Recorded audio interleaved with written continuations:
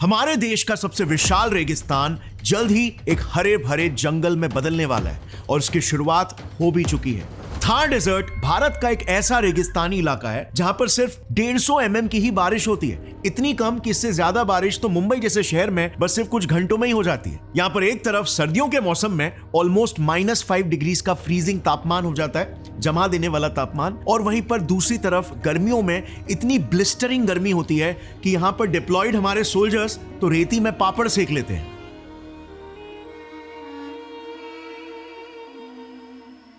लेकिन अब अचानक से इस घने रेगिस्तान की काया पलट हो रही है। कई रिसर्चेस, पेपर्स, नेशनल और इंटरनेशनल मीडियाज ये रिवील कर रहे हैं कि Thar desert is turning green now.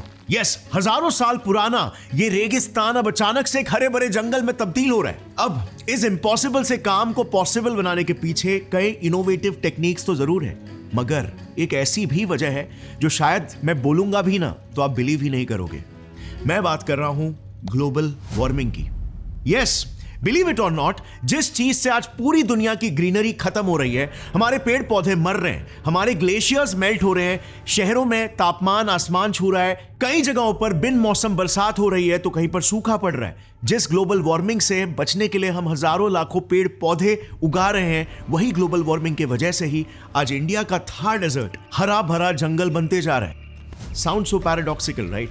अब अगर आप लोग मेरे वीडियोस देखते हो तो आपको तो ऑलरेडी पता ही होगा कि ज्योग्राफी, हिस्ट्री, जियोपॉलिटिक्स, ये सबसे पहले मैं एक साइंस एंथुसियास्ट हूं। तो यहां पर वो फंडामेंटल रूट कॉज ही आखिर क्या है? एंड यू नो व्हाट, आपको मे बी ये सुनकर खुशी भी हो रही होगी कि यार थार रेगिस्तान एक हरे भरे जंगल में बदल रहा है, मगर यू नो व्हाट, इससे बुरी खबर इंडिया के लिए और हो ही नहीं सकती। Yes, Thar is turning green, ये एक्चुअली में हमारे लिए एक बैड न्यूज है, क्योंकि अगर ऐसा वाकई में हो गया ना तो इससे आने वाले कुछ सालों में इंडिया में बारिश की भयंकर कमी होने लग जाएगी, जिस वजह से हमारे पूरे देश में अनाज का अकाल पड़ सकता है। नाउ अगेन, आपको यह भी सुनकर काफी पैराडॉक्सिकल लगेगा, सो लेट्स अंडरस्टैंड हाउ। सो अगर हम इतिहास में एकदम पीछे जाए करीब साल 1792 में, तो तब इस पूरे इलाके की हालत काफी खस्ता हुआ करती थी। इंडिया के डेजर्ट जोन्स पर रिसर्च करने वाली इकलौती central arid zone research institute के रिसर्चर्स के अनुसार उस दौरान थार में हर 3 साल में भुखमरी और सूखा पड़ना, यह हालत काफी कॉमन हुआ करती थी। इनफैक्ट अगर आप 1792 से लेकर 1899 तक देखोगे ना, तो थार रीजन में करीब 15 बार ड्राउट्स और फैमिन्स आ चुके हैं, जिसमें 9 बार तो काफी ज्यादा ये सिवियर थे। इसका नतीजा ये हुआ कि थार में रहने वाले काफी सारे रहवासी इस इलाके को छोड़कर चले गए। 1891 के सिंध प्रोविंस के सेंसस के हिसाब से, जिसमें थार भी आता है, इस इलाके में तब की हाईएस्ट पॉपुलेशन डेंसिटी जानते हो कितनी थी? हर 1.5 किलोमीटर में मैक्सिमम 102 लोग ही यहां पर रहा करते थे। लेकिन आजादी के बाद इस इलाके के लिए चीजें थोड़ी सी बेहतर होने लगी। देश के आजाद होते ही पीएम जवाहरलाल नेहरू को हमारे तब के एक हाइड्रोलिक इंजीनियर कंवर सेन ने इस समस्या के लिए एक समाधान बताया। उनका आइडिया यह था कि अगर हम पंजाब की नदियों के एक्सेस पानी को कैनल के जरिए थार के बंजर जमीन की तरफ डाइवर्ट कर लेंगे तो इस इलाके की पानी की जरूरत पूरी हो सकती है। अब जाहिर है ये हम उस समय की बात कर रहे हैं, आजादी के वक्त की बात। ये चीज तो इम्पॉसिबल ही लग रहा था, क्योंकि इसमें 2 मेजर चैलेंजेस थे।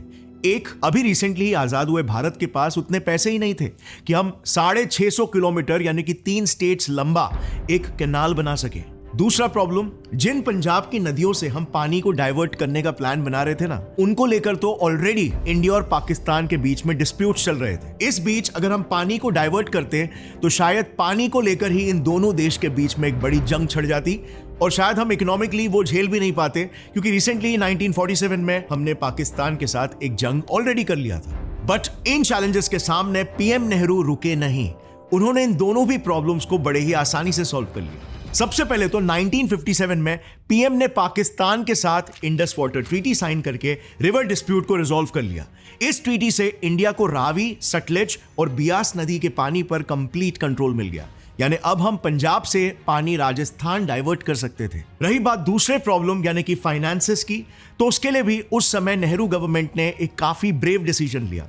इस प्रोजेक्ट के लिए उन्होंने $20 मिलियन एलोकेट कर दिए। $20 मिलियन उस दौर में एक बहुत ही बड़ी रकम हुआ करती थी, तब उसकी कीमत करोड़ों में होगी। लेकिन गवर्नमेंट ऑफ इंडिया ने फिर भी ये इन्वेस्टमेंट किया और इसके फिर लगभग 27 इयर्स बाद यानी कि 1985 में गवर्नमेंट ऑफ इंडिया का थार को ग्रीनिफाई करने का ये पहला प्रोजेक्ट सक्सेसफुली बिल्ड हो गया। इसे इंदिरा गांधी कैनाल प्रोजेक्ट नाम दिया गया और आज तक ये इंडिया का लॉन्गेस्ट कैनाल और दुनिया का लार्जेस्ट सक्सेसफुल इरिगेशन प्रोजेक्ट है। इसकी सक्सेस को आप इससे समझ सकते हो कि लेट 1980s में जब ये प्रोजेक्ट कंप्लीट हुआ तब दुनिया की सबसे बड़ी और famous US political magazine executive intelligence review EIR ने इसको अपने मैगजीन में फीचर किया था as the most successful project, जिसने थार रीजन के पानी की समस्या को काफी हद तक सॉल्व कर दिया था। अब अगर स्टैटिस्टिक्स देखें ना तो कैनाल के बनने के बाद थार में क्रॉपिंग एरियाज यानी कि एग्रीकल्चरल लैंड वाले एरियाज डायरेक्टली डबल हो गए थे। यस, जहां पर 1956 में सिर्फ 12.7% ही जमीन पर खेती हुआ करता था वहां पर, वहीं 1990s में 24.9% एरिया पर यहां पे खेती होने लगी। अब ये डिफरेंस आप इस सैटेलाइट इमेज में क्लियरली देख सकते हो। Interesting right? अब ऑब्वियसली क्योंकि इस प्रोजेक्ट की वजह से इस रीजन में खाने और पानी की प्रॉब्लम काफी हद तक सॉल्व हो गई थी, तो लोग भी वापस से थार डेजर्ट में रीसेटल होने लग गए, यानी कि इस रीजन में पॉपुलेशन बढ़ने लगा धीरे धीरे। लेकिन अभी भी एक बड़ी समस्या थी। थार में मेजरली सिर्फ नहर के नजदीक लोग जो रह रहे थे ना, उनके ही इलाके ग्रीन हो रहे थे। नहर से दूर दराज वाले जो एरियाज थे उनमें अभी भी काफी जमीन बंजर थी। सो अब इस प्रॉब्लम को सॉल्व करने के लिए इंडियन गवर्नमेंट ने ब्रिटिशर्स की एक टेक्निक से इंस्पिरेशन लिया। एक्चुअली में 1970s के पहले सिंध, जो कि आज ऐसे दिखता है, वहां पर एक समय में रेगिस्तान हुआ करता था। बट 1877 में ब्रिटिशर्स ने सिंध प्रोविंस के थापड़कर डेजर्ट एरिया में एक south American plant species Prosopis जूलीफ्लोरा यानी कि विदेशी बाबुल को इंट्रोड्यूस किया। और आप बिलीव नहीं करोगे, सिर्फ एक स्पीशी की वजह से सिंध का ये पूरा बंजर इलाका हरा भरा हो गया। वहां के फार्मर्स की जमीनें भी उपजाऊ हो गई और इस एरिया में हरियाली आ गई। यस, सिर्फ इस एक प्लांट की वजह से। इनफैक्ट मैंने नीचे डिस्क्रिप्शन में सारे लिंक्स डिटेल में अटैच कर लिए, उसमें भी आपको कई सिंध के फार्मर्स के इंटरव्यूज भी मिल जाएंगे। पहले हम हमारे रिसर्च रेफरेंसेस को सिर्फ स्क्रीन पर ही फ्लैश किया करते थे, लेकिन अब से हम उसके साथ डिस्क्रिप्शन में भी इन्हें ऐड कर दिया करेंगे, ताकि आपको अगर आपका खुद का इंडिपेंडेंट रिसर्च करना हो तो आपके पास हमारे सारे सोर्सेज हो। हमारी टीम में कई पैशनेट रिसर्चर्स और क्रिएटिव एडिटर्स हैं जो इन डेप्थ रिसर्च को आर्टिस्टिक स्टोरी टेलिंग में कन्वर्ट करते हैं। हमारा मिशन है हमारे दोनों channels gets it fly science और गौरव ठाकुर के थ्रू इंडियंस में एक साइंटिफिक माइंडसेट डेवलप करके इंडिया के रूट लेवल पर बदलाव लाना। और अब हम हमारी टीम को एक्सपैंड भी कर रहे हैं और लाइक माइंडेड वॉरियर्स के साथ। सो अगर आपको हमारा कंटेंट पसंद आता है और अगर आप भी हमारे इस मिशन में वैल्यू ऐड कर सकते हो, तो आपके पैशन को एक थ्राइविंग प्रोफेशन बनाना हमारा काम होगा। We are looking for skilled researchers, creative editors and professional social media managers for a work from office opportunity in Mumbai. More details in description. Let's create an impact together. So हम विदेशी बाबुल plant की बात कर रहे थे जिसने सिंध की काया ही पलट कर दी। इनफैक्ट ये विदेशी बाबुल प्लांट तो आज सिंध रीजन से पूरे पाकिस्तान में तक फैल चुका है। एक्चुअली में ब्रिटिशर्स ने इसे सिंध रीजन में इंट्रोड्यूस ही इसीलिए किया था क्योंकि इसके 4 फायदे। पहला ये कि ये पौधा किसी भी क्लाइमेट में किसी भी सॉइल टाइप में ग्रो कर सकता है, इंक्लूडिंग डेजर्ट एरियाज की रेतीली मिट्टी में जिसमें हार्डली कोई प्लांट स्पीशीज सर्वाइव कर पाती है। इसके अलावा क्योंकि इसकी जड़ें जमीन में काफी डीप तक जाती है, इसीलिए यह पौधा मिट्टी को भी स्ट्रांगली होल्ड करके रखता है, जिससे सॉइल इरोजन नहीं होता है। दूसरा, विदेशी बाबुल एक नाइट्रोजन फिक्सर भी है, यानी कि जिस भी जमीन पर यह पौधा उगता है वहां पर जमीन में नाइट्रोजन लेवल्स बढ़ जाते हैं, जो आप जानते ही होंगे किसी भी एरिया में वेजिटेशन के ग्रोथ के लिए काफी इंपॉर्टेंट है। तीसरा, इस पेड़ का हर हिस्सा काम में भी आता है, मतलब इसके पत्ते भेड़, बकरी और बाकी जानवरों के लिए खुराक बनते हैं और इसकी लकड़ी भी फ्यूल वुड का काम करती है। और चौथा और मोस्ट इंपॉर्टेंट फैक्टर, विदेशी बाबुल जिस भी एरिया में आ जाए ना, वो आग की तरह चारों दिशा में फैलने लगता है। ऐसा इसीलिए क्योंकि प्लांट साल में 2 बार फ्लावर करता है और साल के 12 महीने इसके जो सीड पॉड्स होते हैं वो जानवरों के खाने के लिए अवेलेबल होते हैं। सो जानवरों के फीसीज के थ्रू, बर्ड ड्रॉपिंग्स के थ्रू इस विदेशी बाबुल के सीड्स एक मैसिव एरिया में ऑटोमेटिकली फैलने लगते हैं। सो इस प्लांट की एग्जैक्टली यही यूनिक फीचर्स की वजह से गवर्नमेंट ऑफ इंडिया ने अपने अगले इनिशिएटिव्स के तहत कई प्रोग्राम्स लॉन्च किए हैं, जिसमें उन्होंने इस एरिया में भर भर के विदेशी बाबुल के पौधों को उगाना स्टार्ट कर दिया है। अब आगे भी ऐसे कई सारे एफॉरेस्टेशन ड्राइव्स हुए, जैसे 1999 का एग्जाम्पल ले लो। इसके 3 साल में ही पूरे थार रीजन का फॉरेस्ट कवर 14% से इंक्रीज हो गया था। इनफैक्ट आज भी वेस्टर्न राजस्थान के 11 डिस्ट्रिक्ट्स में यह पौधा काफी ज्यादा कॉमन है। ये 2 मेजर इनिशिएटिव्स थे गवर्नमेंट ऑफ इंडिया की तरफ से, जिसका थार डेजर्ट में ग्रीन कवर बढ़ाने में एक बहुत ही बड़ा हाथ था। लेकिन जैसे मैंने आपको इंट्रोडक्शन में बताया था कि ग्लोबल वार्मिंग, जिसे आज के तारीख में पूरी दुनिया कोसती है, उसके वजह से भी आज हमारे थार डेजर्ट की काया पलट हो रही है। ये कैसे पॉसिबल हो सकता है? ये जानने के लिए ना हमें सबसे पहले बारिश ही आखिर कैसे होती है उसे फंडामेंटली समझना होगा। डोंट वरी, बस 5 मिनट में एकदम सिंपल शब्दों में इसके कॉन्सेप्ट को हम समझ जाएंगे। देखो, बेसिकली बारिश ना पूरी की पूरी हवा और लो हाई प्रेशर जोन्स के बीच का खेल है। जब किसी एरिया में तापमान ज्यादा होता है, वहां की हवा गर्म होकर ऊपर उठती है और नीचे लो प्रेशर जोन बनाती है। लेकिन जहां पर टेम्परेचर कोल्ड होता है, तो वहां पर हवा जमीन के पास रहती है और उस रीजन में एक हाई प्रेशर जोन बनता है।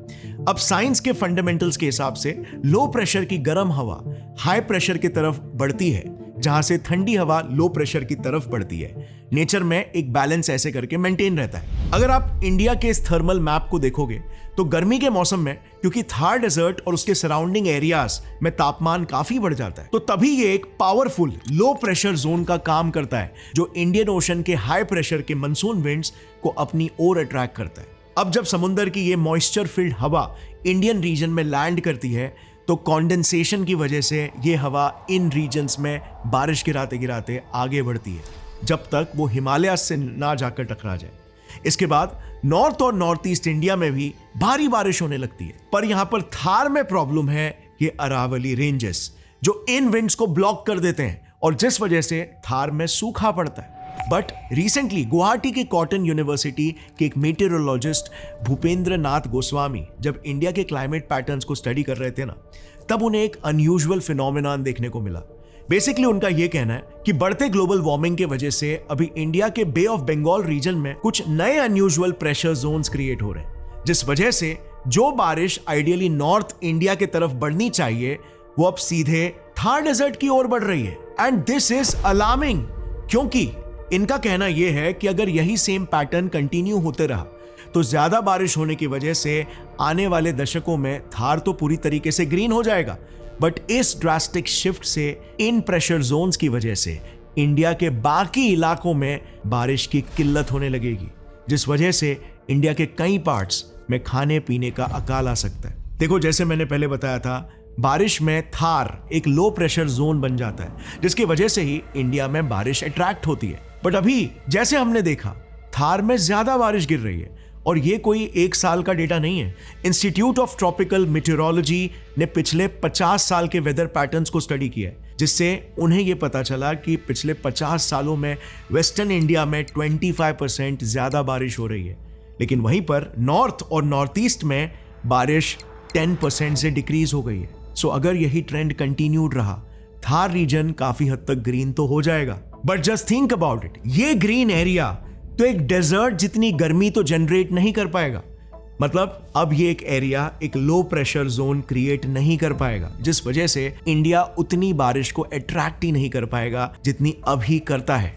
और इसीलिए अगर आप देखोगे तो अभी ही काफी रिसर्चर्स ने ये वार्निंग्स इशू कर लिए हैं कि 2050 तक इंडिया के 30 सिटीज में एक्सट्रीम वाटर क्राइसिस हो सकते हैं। अब इसके अलावा लेट्स से अगर थार ग्रीन हो भी जाता है, तो इंडिया में एक बहुत ही यूनिक और वियर्ड प्रॉब्लम क्रिएट हो जाएगा, लोकस्ट अटैक्स।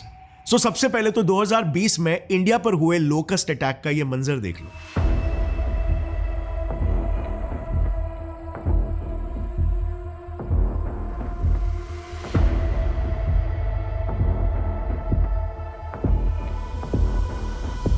काफी शॉकिंग है, राइट? एक्चुअली में ये जो लोकस्ट होते हैं ना, ये बेसिकली ग्रास हॉपर्स होते हैं। ये वैसे तो एक गर्म डेजर्ट में शांति से पड़े हुए रहते हैं, डेजर्ट से बाहर नहीं आते, लेकिन जैसे ही बारिश होती है और डेजर्ट में ग्रीनरी बढ़ने लगती है, तब ये लोकस्ट के लिए एक परफेक्ट ब्रीडिंग ग्राउंड बन जाता है। In fact by the end of breeding season ये ऑलमोस्ट 16,000 गुना मल्टीप्लाई हो जाते हैं। सेम ऐसा ही हुआ था 2020 में भी अफ्रीका के सहारा और गुबन डेजर्ट में। ब्रीड तो उन्होंने अफ्रीका के डेजर्ट्स में कर लिया था, लेकिन क्योंकि इसके बाद इनका मेन खुराक एग्रीकल्चर क्रॉप्स होते हैं जैसे कि राइस, व्हीट, कॉर्न, तो ये तो अफ्रीकन डेजर्ट में अवेलेबल नहीं थे। इसीलिए तब इन्होंने खाने की तलाश में हजारों लाखों की तादाद में पाकिस्तान, ईरान और हमारे इंडिया के फसलों पर भी अटैक करना शुरू कर दिया। सिर्फ उस एक साल में ही इन लोकस्ट ने इंडिया की 1,70,000 हेक्टर्स यानी कि 2 बहरीन देश जितनी फसल पूरी तरीके से तबाह कर दी थी। और ये इंडिया के इतने अंदर वाले स्टेट्स में तक घुस चुके थे जिसके बारे में किसी ने सोचा तक नहीं था, प्लानिंग करना तो दूर की बात। और ये लोकस इंडिया से हजारों किलोमीटर्स दूर अफ्रीका से आए थे, माइंड यू। सो अब सोचो, अगर इंडिया के अंदर ही हमारे थार में ही इनको एक ब्रीडिंग ग्राउंड मिल जाए तो इनके लिए थार के आसपास के इलाके जैसे पंजाब, हरियाणा, गुजरात, ये सारे स्टेट्स तो ग्रेनरीज है। ये स्टेट्स इन लोकस के लिए एक परफेक्ट डेस्टिनेशन होंगे जहां पे ये फीड कर पाएंगे। मतलब एक तरीके से अगर देखा जाए तो ये हरा भरा थार हमारे देश के लिए एक टिकिंग टाइम बॉम्ब के जैसे भी हो सकता है, जो कभी भी फट के पूरे देश के फसल को तबाह कर सकता है। और मैं बिल्कुल भी एग्जैजरेट नहीं कर रहा हूं, क्योंकि 2020 में जब पाकिस्तान पे इन्होंने अटैक किया था तब उनके देश की 40% फसल पूरी तरीके से बर्बाद हो गई थी। Billions of locusts have swarmed large swathes of agricultural land in Pakistan and India.